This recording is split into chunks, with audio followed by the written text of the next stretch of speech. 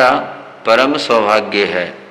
हमें युग पुरुष चारित्र चूड़ामणि पूज्य गुरुदेव श्री मायाराम जी महाराज की पुण्य शताब्दी महोत्सव में शामिल होकर उनके गुणगान करने का सुअवसर प्राप्त हुआ है। चारित्र चूड़ामणि श्री मायाराम जी महाराज इस युग के महान संत थे।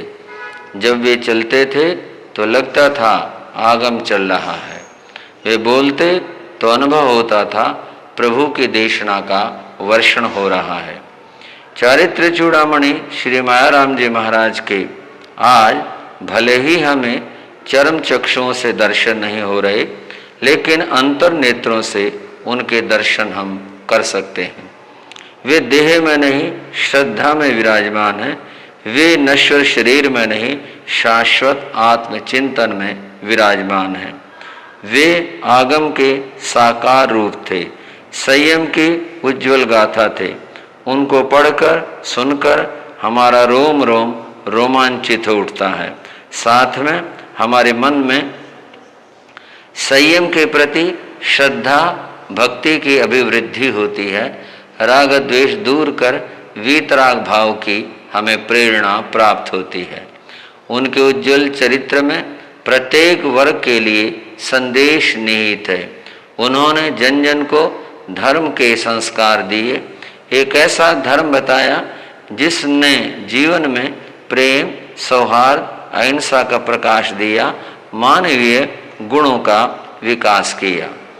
आज 100 वर्ष के पश्चात भी वे हमारे मार्गदर्शक हैं। उनका जीवन हमें तप, त्याग, संयम, प्रेम की प्रेरणा देता है। आज हमें कुछ संकल्प ग्रहण करने चाहिए।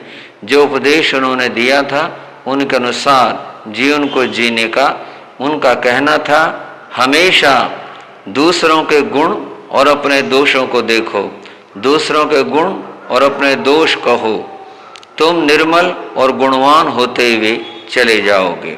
जो कर नहीं सकते उसे कभी मत कहो, जो कह नहीं सकते उसे कभी मत करो।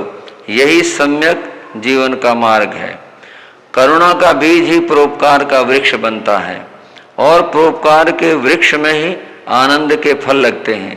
इसलिए करुणा से परिपूर्ण होकर देखो, तुम्हारा बाहर भीतर सब कुछ संपन्न हो जाएगा। किसी की उन्नति में बाधा मत डालो। जहाँ तक हो सके दूसरों की उन्नति में सहयोग दो, तुम्हारी आत्मा उन्नत होती हुई चली जाएगी। और अंत में गुरुदेव का कहना है, तुम इंद्रियों पर और मन पर शासन करो, तुम ही उन पर शासन करो, तभी तुम उनका उपयोग कर पाओगे, अन्यथा वे तुम्हारा उपयोग करते रहेंगे।